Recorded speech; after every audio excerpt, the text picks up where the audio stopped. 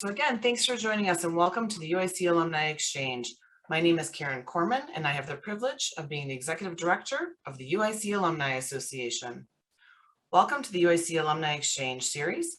Through our series, we work to bring our alumni and friends a variety of programs and topics so you can explore, connect, and even escape from the everyday with a community of UIC alumni, faculty, and staff experts.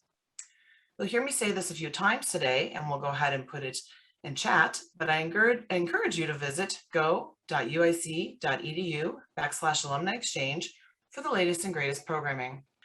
And with that, I'm excited to start our program today as we are joined by two UIC School of Public Health faculty members, Dr. Lee Friedman and Dr. Alfreda Holloway Beth. Recent history has shown that a few civilian deaths during law enforcement encounters receive widespread media attention, but civilians are injured or killed in these situations every day. Drs. Friedman and Holloway Beth will take us through this important discussion, addressing the data regarding civilian injuries and fatalities from policing. Thank you to both of us for being with here today, and I'll turn it over to Dr. Holloway Beth to begin the program. Thank you so much. I hope you guys can hear me well.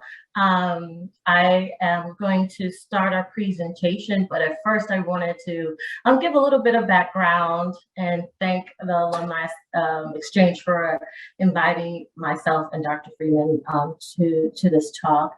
I'm an alumni from 2007 from the Masters of Science program in epidemiology. And I got my PhD in the Environmental Occupational Health Sciences Division in 2014. This work that we are going to present today comes from my dissertation, where I focused on injury surveillance epidemiology. During that process, Dr. Friedman, who was my dissertation chair, and I kind of discussed looking at legal interventions, which I will describe a bit better in the talk. And we noticed that in the hospital records, there were a code specific to looking at injuries and deaths that police caused. We thought that that would be interesting to sort of look at and try to understand what the trends were and just make something kind of descriptive. But then there was more and more information we could get during that while looking into this project for my potential dissertation. So that's what we're going to present today. And so I'll start my slides now.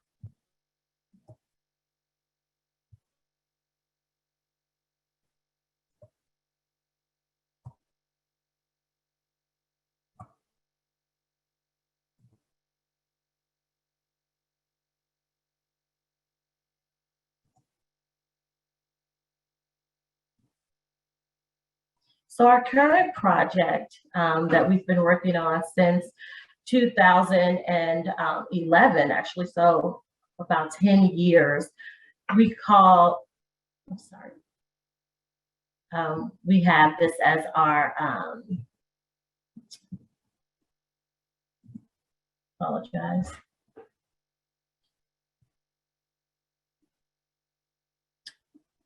I'm not sure. Can you guys see this? Yeah. Okay.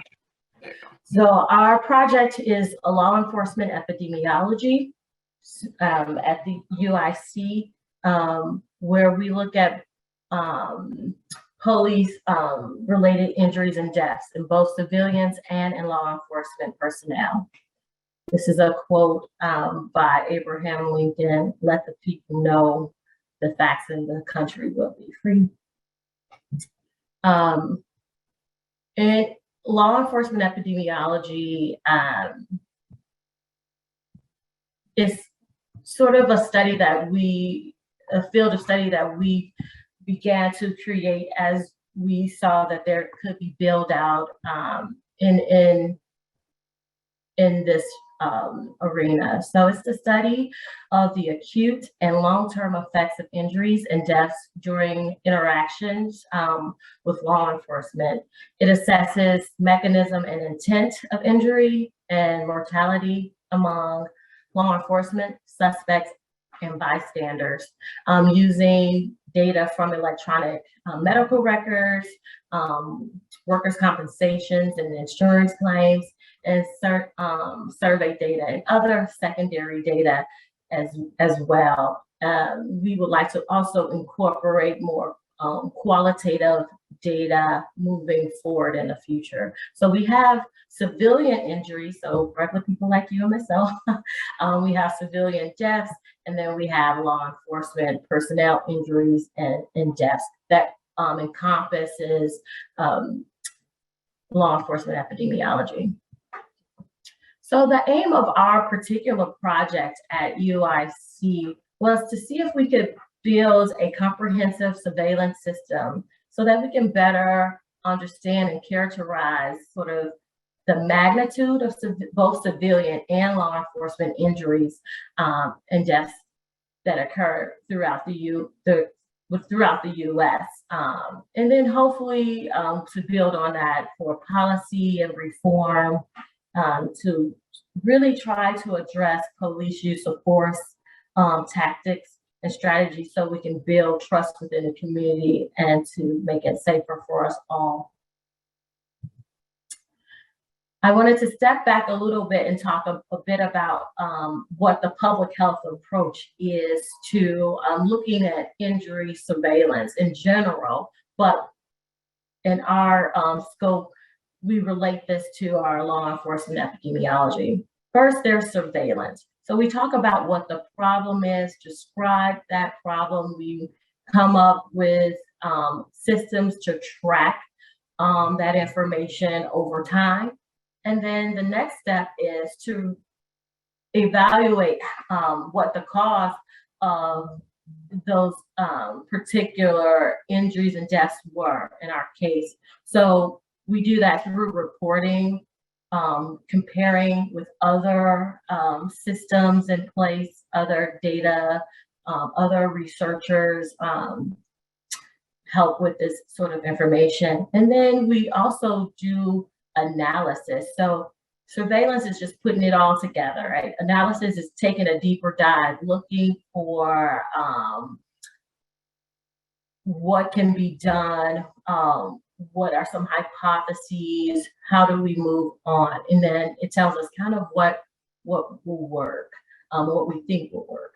And then finally, we do use our surveillance system to help with recommendations. So one, we're doing strategy about what should be happening in terms of policies, in terms of additional data needed, in terms of funding. So those are some of our choices, and we'll talk more about that later on. Moving forward, so our project goal, and I would like to direct you guys to our website, which is policeepi@uic.edu. And in this project, and in this website, should give you a lot of information on this particular project and how we plan to work with others. So to sum up, our project goals is to provide surveillance data for the US, Illinois, and Chicago on civilian injured during interactions with law enforcement, and also with officers injured on the job. We believe that we need to develop a comprehensive data system that captures all this information because we woefully are lacking in this arena. Our objectives are to establish an active and sustainable surveillance program that will serve as a model for other states across the country. We would like to do reporting to help identify barriers, not only to reporting, but also to report in a specific cadence if we can. And then also for our analysis, we like to describe the long-term impacts on individuals involving with injuries caused by law enforcement. So that's one of our sort of projects that we're trying to build out there. And then finally, our recommendations is to develop policies to reform police.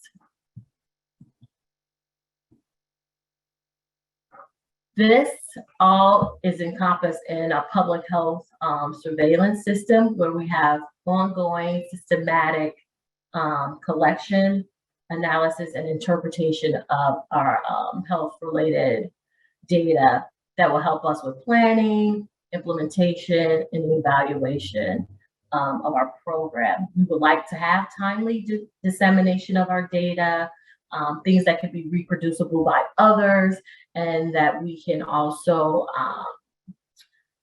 help with the prevention and control of injuries and deaths during police interactions. So some problems with our existing data are that nationally surveillance data related to civilian injuries just has a lot of limitations, mostly undercounts, meaning that we may not be able to capture all of the people who may have injuries and even deaths.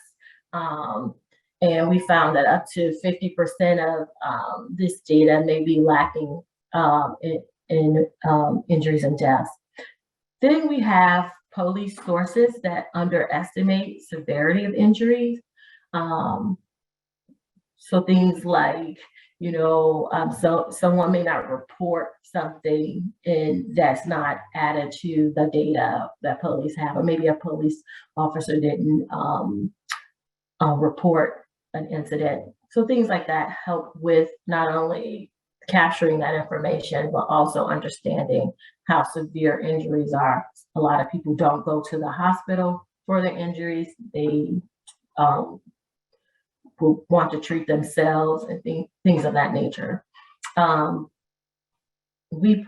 There's no real clinical information about non-fatal injuries that's just kind of readily available for others. And then no data on especially long-term impacts of civilians and even in the community where these injuries and deaths occur. Additionally, we found that there's no real investment in research focusing on specifically civilian related injuries. And then there's little known about many of the risk factors and differences in control tactics around police interactions. We did publish a paper that kind of describes some of the risk factors here, and Lee will talk about that soon. And then we focus almost exclusively on firearm-related deaths, but that's such a small proportion of injuries that happen during a police interaction. To help you understand our website a little bit, we have data sources that we use for our public health surveillance system that we're setting up here. We have both civilian data, so regular residents in various communities, and then we have our police enforcement personnel data. These data sources is available on our website, policeepi.uic.edu website, and it shows you really comprehensively some methods on how to gather the information that's provided there, how to analyze that data, and how you can serve to write your own papers or any information that may be needed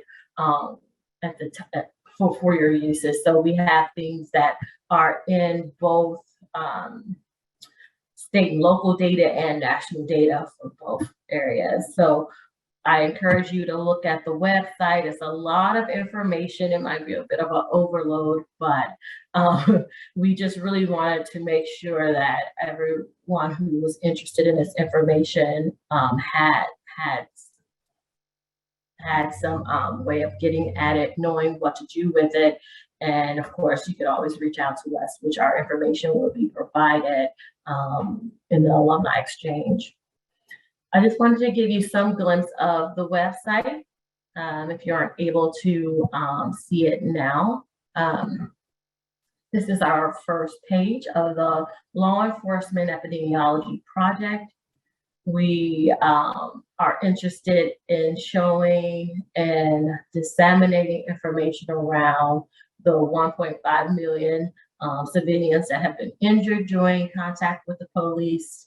And this is like the last 20 years of activities. How many people have been, how many civilians have been killed by law enforcement, so nearly 9,000 within this time period of the last 20 years.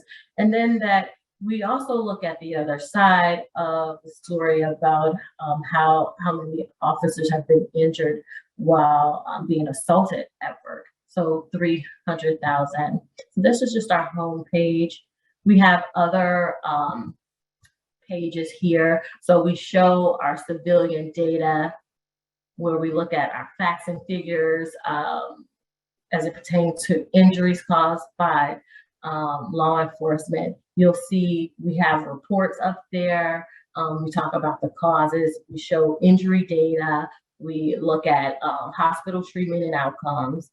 And we talk about this information in terms of types of injuries, crude incident rates, and such. The other page really shows us how an example of our pre-hospital ambulance run data, so EMS related data here that researchers, students, anyone who's interested can look at. Also, our website shows information about law enforcement injuries. And so you can see sort of our completed research and then our research that are still in progress. And also we have policy recommendations on our website that I think would be very helpful. Also, we encourage anyone who has any opinions or thoughts about policy recommendations or any other potential research they may be interested in, to talk to us, reach out to us. You can find our contact information also on the website, as you see right here. Just point there. We talk a little bit about law enforcement safety and their safety research, so that for folks who are interested in occupational health, that may be of interest for you. We've also published a paper using workers' compensation data to evaluate the severity of injuries, the cost of injuries, and also whether or not police are getting compensated for injuries in the line of duty. So it's a very interesting read. It's the first paper that breaks down law enforcement by not only municipal police, sheriff's police, correctional officers. No, I'm blanking on the last, but we have 4 categories of law enforcement that it has been evaluated in that paper, and so that was the first of its kind during that time. So here are some definitions, and I'm gonna slow down a little bit. Okay, so now, although we are trying to look at law enforcement epidemiology at both the civilian and the occupational side for law enforcement, we really want to focus this talk on civilians, as it is the one that has the least amount of research dollars put into this and any sort of information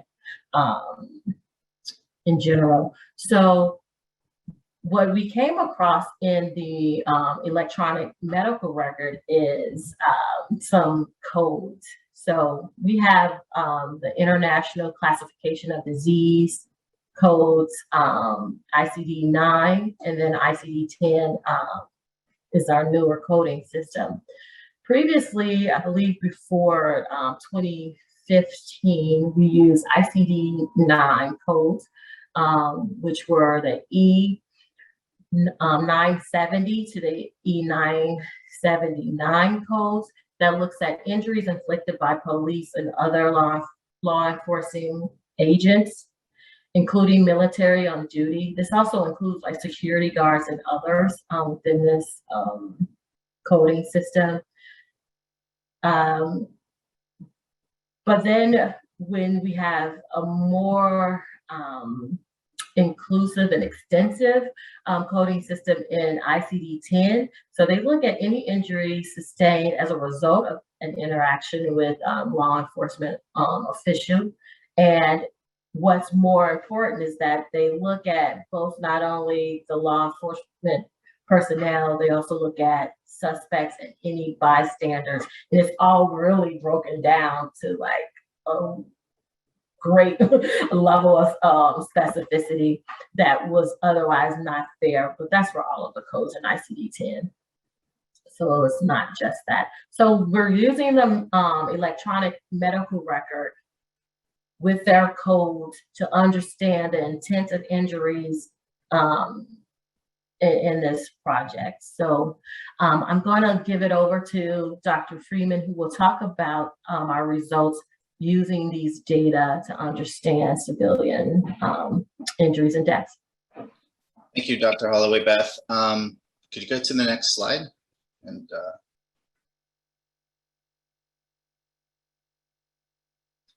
so just as a warning to everyone who's watching, I have no control over the slides, so I'm gonna have to stop between each slide and ask Dr. Holloway Beth to move to the next one. So just to give you guys some context, you know, Dr. Holloway Beth really set up kind of the framework that she developed for developing this surveillance system. So I'm going to talk about the data that we've been able to glean out of our surveillance system, both looking at national data a little bit just to give you some context, and then focus primarily on the Illinois data. So nationally, as Dr. Holloway Beth mentioned, is we really don't have a lot of data sources that provides us detailed information on civilian injuries during contact with law enforcement. We have two principal sources. One comes from the Bureau of Justice Statistics, which is the Police Public Contact Survey that's done every 3 years. There was one exception during a period of time where it happened with a 4-year interval, but it's basically every 3 years. And that gives us information about reasons for stops or interactions with law enforcement, and then outcomes of those interactions itself. And then the other side of the data that we have comes from the Centers for Disease Control and Prevention. And we have two sources there. One is a randomized survey of hospitals that provides us hospitalization data, both ED outpatient data, as well as cases that are admitted to hospitals. And then we get vital records data from the CDC as well.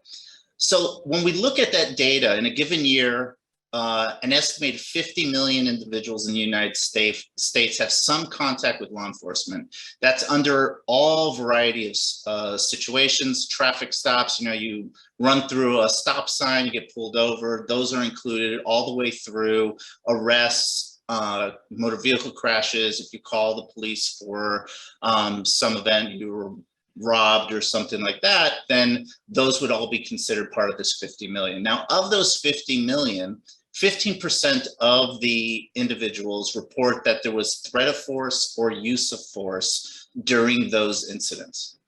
And then of those 15%, about 250,000 individuals, civilians, are injured annually.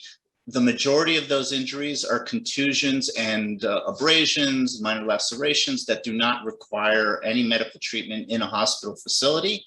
And then using the CDC data, which provides us that hospital level data, we see that there's estimated, varies from year to year, but it hovers on average around 80,000 US residents are treated in an ED or admitted to a US hospital each year for an injury related to contact with law enforcement personnel. Can you go to the next slide? Yeah. Now, when we look at fatal injuries, which is really principally the focus when we're looking at, you know, kind of the newspapers and media focus when we're talking about this issue, we have really one main national data source, that is our vital records through the Centers for Disease Control. The main issue with our vital records, and we've known this for decades, and this is particularly true of traumatic injuries, is that they tend to suffer from poor coding or poor capture of detailed coding of cause and mechanism of injury, which then leads to substantial undercounts of injuries related to whatever traumatic injury that a traumatic injury or injury epidemiologist is interested in, which is my kind of realm of research. We see this with opioid-related deaths, a substantial undercount, but we also see this with fatalities that occurred during contact with law enforcement. What we have is that the Washington Post actually started about 5 years ago aggregating data from different sources of media on civilian deaths that are caused during contact with law enforcement. And they provide very detailed information. You go to their website and you can actually get detailed information on every single incident. They provide supporting documentation for every incident as well. You get the information about the individual, what was the circumstances for relating to the fatality itself. It's a really nice website. And when we compare their data, it shows that the vital records consistently undercount around 40 to 50% of the fatal injuries among civilians. Could you go to the next slide? Now, when we focus on Illinois itself, in a given year, we average around 10 to 20 civilians are killed during contact with law enforcement each year. Another 70 to 100 have serious injuries that require admission to the hospital, and an additional 1,000 are treated in the ED. We do not have information on the remaining individuals that we see in the police public contact survey that suffer injuries but are not being treated in a medical facility at a hospital. What is interesting in our data is we do have information on discharge status. Only 25% or less every year are discharged back into custody of law enforcement, whether they go to jail, back into police custody, at a local department.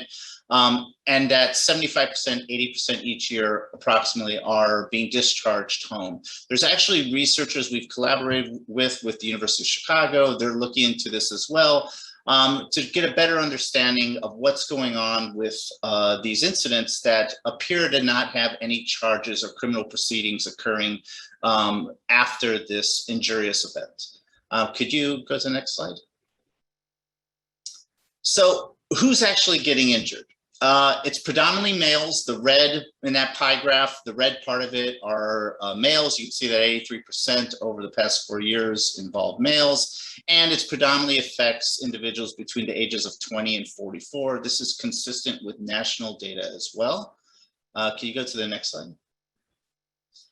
And the one thing that we see in Illinois, as well as the US overall, is a consistent pattern that African-American individuals are consistently have a higher rate of injuries relative to any other major ethnic category that we use in these different data systems. So the very far left bar is the rate in Illinois. This is the hospitalization rate for both ED outpatient cases as well as admitted cases. Overall for the whole state for African-American residents compared to other major ethnic categories. And when we break it out by different subgroups and strata, we see consistently a rate ratio or a rate that is higher among African-American residents compared to other groups that ranges between 5 to 12%, 12 times higher in this group. Even when we look at just women, so African-American women have a much higher rate compared to all other women, and even when we stratify into subgroups among women, this persists in non-urban environments. The narrative that we often see in the news is that this is a major city issue. Our data consistently shows this is not a major city issue. In fact, we see higher rates and higher rate ratios or differences among African-American residents outside of suburban Cook County than we do in suburban Cook County cities and Chicago itself. And we see this consistent pattern of this racial disparity across all age groups as well. Next slide. Another very important component of law enforcement epidemiology is that it predominantly affects lower income communities. Our data shows that 80% of individuals that are treated in the hospitals are either uninsured or have a Medicaid payer, and those are typically and traditionally used as proxies for lower income. If we were to compare that against the entire pool of all people that are being treated in Illinois hospitals, regardless of reason, right, cardiovascular disease, myocardial infarctions, whatever reason they're coming to the hospital, we see that it's less than 30% are either uninsured or have a Medicaid payer in that population. So you see this really stark difference. And this data is really consistent with what we know nationally in terms of policing activity. There is a disproportionate level of policing in lower income communities, and this extends to police, just general police patrols, to stops, search and seizures, arrests, charges, and imprisonment. Next slide, please. When we look at the mechanism of injury in our non-fatal cases, it's predominantly what they call blows or manhandling. However, in the transition, in 2015, we transitioned in our hospital data, this happened nationally from ICD-9 coding to ICD-10 coding. And prior to that transition, we had very, very good detailed information on the mechanism of injury. We had very few what they would be considered unspecified cases. But you can see here that it's actually missing, but the red part of this pie chart, that 46%, are unspecified. And this is really just began when we transitioned to ICD-10. We are initiating research to get a better idea why this is happening. Why are we getting kind of a lower efficiency in our coding? Even though ICD-10s should give us greater detail, in a lot of different ways, when it comes to mechanism, we're kind of seeing this really shortfall relative to ICD-9. And in comparison, when we're looking at fatal cases, you can see that in non-fatal, about 2 to 3% each year involve firearms. Now, when we're looking at fatal cases, it's 85% of all fatal injuries each year, relatively consistently on average, involve a firearm-related discharge. Next slide, please. When we look at our data overall, the injuries principally affect the head and upper extremities, which again corresponds with control tactics used by law enforcement personnel. For every fatality in Illinois, there's around 60 to 80 non-fatal injuries that occur that we know about. Again, it could be much higher given injuries that do not end up being treated in a medical facility. Also about 13% of all the injuries involve a traumatic brain injury. There's a lot of research showing that even traumatic brain injuries that are coded as minor injuries based on kind of acute measures of severity, which a real focus is on threat to life, that a large proportion of those injuries have neurological deficits 1 year after treatment in the acute care setting. So this 13% is really important because we're working with other states now to try to develop programs to get a better understanding of, these long-term deficits, neurological deficits that may be affecting 13% of the individuals that are suffering these non-traumatic or non-fatal traumatic brain injuries. Next slide, please. If we're looking at the trend across time, we divided our data, just for the ease here, into 3 of our major geopolitical regions. So the bottom line is Chicago in red, the middle line in dark blue is suburban Cook County, and the top line is the rest of Illinois. What we were seeing is that up until the pre-COVID period outside of suburban Cook County, the number of incidents, the trend was actually significantly increasing, and then we had this drop off. Whereas in Chicago, what's interesting is we saw no significant increase or change in trend over the entire period of time.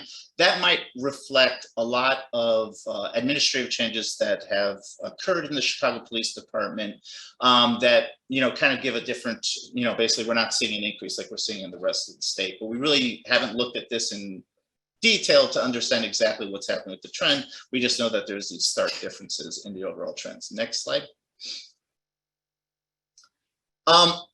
When we look at the rates by region, again, in our 3 main geopolitical areas, the rate of injury overall is nearly identical, regardless if you're in Chicago, suburban Cook County, or the rest of Illinois. And the main take-home message there, and this is kind of counter to the narrative that we often hear in the media, is that this is not just a major urban problem. This is a problem that's pervasive across the state of Illinois and likely pervasive across the entire US. Our research we've done multiple studies. Our research has identified various risk factors, individuals that have a higher risk of suffering injury when they're in contact with law enforcement.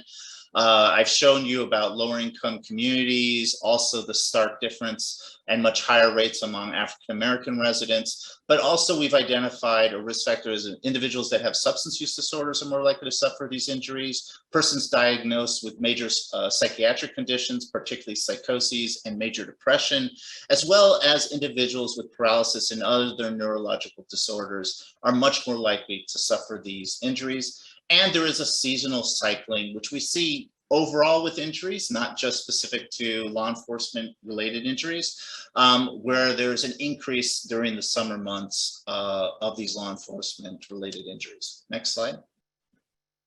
So just because we're occupational health researchers also, I mean, that's our training. I just want to also highlight the fact that we do extensive research on safety issues and health risks of law enforcement personnel. Just to highlight some of our findings, you know, that about 80% of the injuries suffered by law enforcement personnel are caused by preventable non-violent sources. There's about 50, on average, 50 law enforcement personnel that are killed through felonious means each year. Additional, approximately 70 law enforcement personnel are killed through non-felonious means. That felonious just means a suspect attacks and kills the law enforcement officer versus other mechanisms, typically motor vehicle crashes or being hit by a vehicle while on the side of a road. State police have a very, very high risk of being hit by passing cars. We see this in work zones. Essentially, it's their work zone is the side of the road. And we see this with construction workers as well that get hit by passing vehicles. What we have seen, and there's been very little focus on correctional officers, is that the rate of injury is actually highest among correctional officers compared to sheriff, municipal police, and state police. And the median days of lost work for law enforcement personnel is very, very high. It's around 10 to 12 days is the median days lost, which is much higher than the median days for all workers filing claims to the Workers' Compensation Commission. And the primary causes of falls are what we typically see in high-risk occupations are actually falls, motor vehicle crashes, overexertion, and being struck by or caught between objects. And most of these injuries do affect the extremities. Now, people think of its extremities, it's not really severe, but a very large proportion of law enforcement personnel actually suffer substantial permanent disability, loss of function, based on the workers' compensation data. And kind of the sad point, but also positive point of all this is that from a safety perspective, we have already plenty extensive research and knowledge about proper safety controls that can be implemented to reduce the risks of injuries to law enforcement. They just really need to be implemented. So next slide, I think that is it. I'm handing it back to Dr. Holloway, Beth. Thanks, Lee. Thank you all for taking in all this information. We were so excited about our projects, and we have so much information to share with you all. So I do encourage you to go to our website, which is policeepi@uic.edu, to get more familiar with this topic area of interest to us. We think it'll be interesting to you, but it is a lot of information. So I do know that we will be sharing our slides with you through the exchange. So some next steps for us have been to figure out how do we get our surveillance system up and running? How can it be sustainable? Do we have people who may have interest in kind of funding this work? So over the past few years, we have applied to several different agencies, and we list them here. by the year that we submitted our applications to them, the amount that we requested to help build out our program. And you see, we have been pretty unsuccessful in garnering any funding for the system. But Lee and I, we plug and chug along for the last 10 years, and we were finally able to develop the website policeepi.uic.edu with the wonderful people here, including Rob, who has helped us build out the website to get this information out to disseminate for others and for the use for other researchers and students and people who are interested in using this information. So it's been a labor of love for 10 years, and we really hope that you guys like it. But because of our website and because we keep pushing and chugging along and publishing as we can, we've garnered some sort of interest and expanding our surveillance outside of Illinois. So we've been in talks with the state of Minnesota, who will help us try to collaborate with the state of Michigan, Indiana, and Wisconsin on expanding our program by gathering what data sources are available, looking at what states can do to analyze and report out information. And in addition, we're working with the Council of State and Territorial Epidemiologists to send out a survey to local health departments to see what their interest is in creating this surveillance system and what will be some needs. So there's talks with the CSTE and the CDC about piloting a program on that.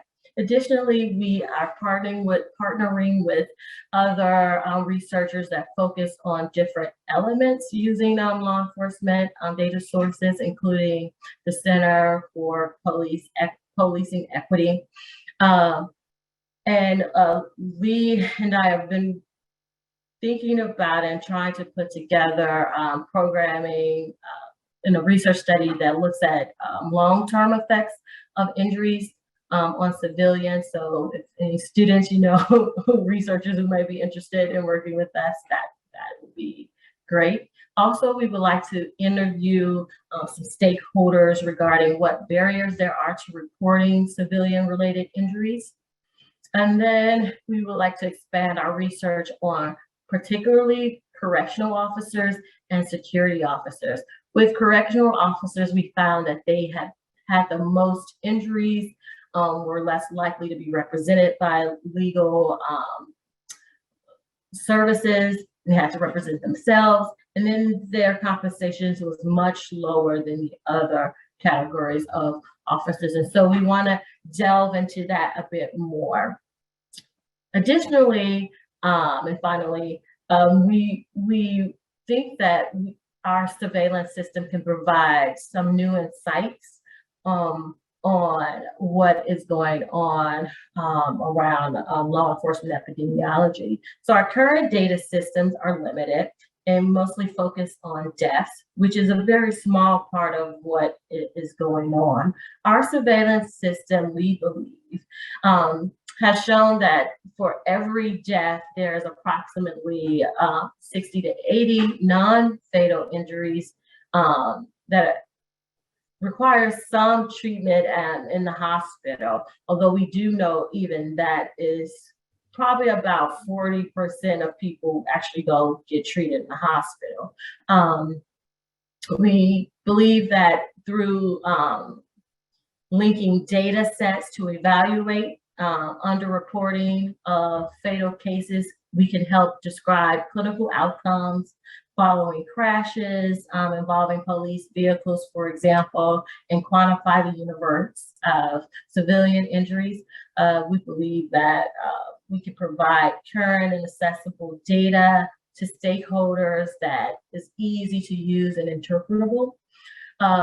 We believe our system will help to assess temporal trends across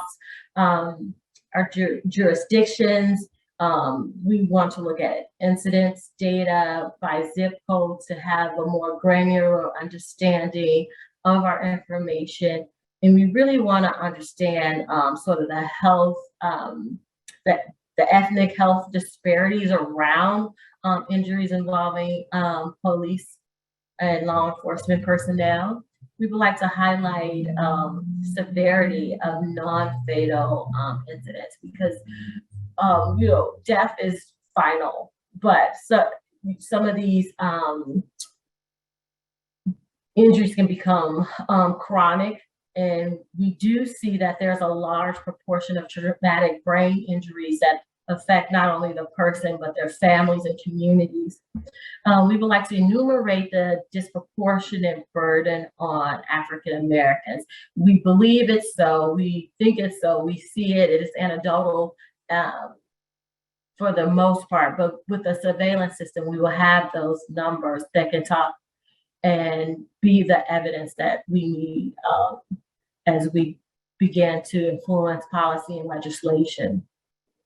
We want to demonstrate that equivalent high rates of injury persist not only in urban areas like big cities like Chicago, but these things happen throughout the country in rural and suburban areas as well. We want to, we believe our insights can identify various risk factors for injury, and then we could correlate those mechanisms of assaults with the severity of injury as well. And finally, for this talk, we would like to describe research where we need to relate that to safer control tactics, efficiencies in de-escalating tactics, and then sort of look at the long-term adverse effects of individuals and communities. I would like to say for myself, I hope that one day we could develop some sort of toolkit or guide where we could have protocols for how civilians and law enforcement officers interact with each other, where we know exactly like what the movements are, what we should do, and that is kind of pushed out nationally to hopefully deal with and control tactics. So that's a hope of mine and a small little pet project, I think, but people are interested in that, you can also reach out. I believe this is our last slide, so thank you so much for listening to us. I know we probably have tons of questions and we will try to answer them. I think we have, oh my God, 6 minutes, and I apologize for that. But if anybody has any questions, please let us know. Karen?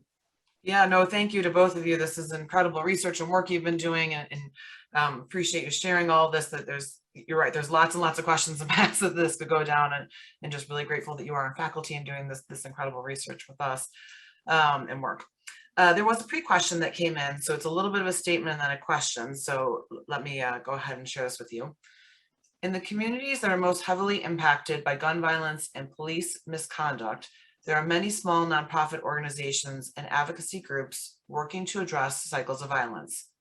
However, the small capacity of these organizations and organizational siloing can limit the impact of these groups. What are some approaches the public health, social work, and public policy fields implement to increase the efficacy of existing organizations working to end gun violence and police misconduct? You want me to take this one? So, I mean, I think really the main kind of failure here is there is a lot of groups working on this issue in a lot of different kind of aspects of the problem. But because there's no real national agenda, the current administration is working to pass a law that might actually develop that infrastructure to create a national agenda that would provide some funding and organization to focus on civilian injuries. But I think that would be like, if we're talking about from a systems approach, really initially we need really this national top down, but we also need to start better coordinating at the grassroots level as well. The problem is, right, we all come in with different specializations. So Dr. Holloway, Beth, and I, we're public health, occupational injury epidemiologists. So we're coming from it from a very health-oriented focus, which can inform aspects of the issue, but it's not going to inform every aspect of the issue. And that's why we need this better coordination and collaboration across our different groups, which I know is happening, but again, because of the lack of infrastructure, lack of funding, lack of a national agenda, in a way, it often comes out a little disjointed. So that I actually, also, I'm sorry, go ahead. I wanted to add that with data that we are providing, that gives the evidence-based data that is needed a lot of times to build up these national programs.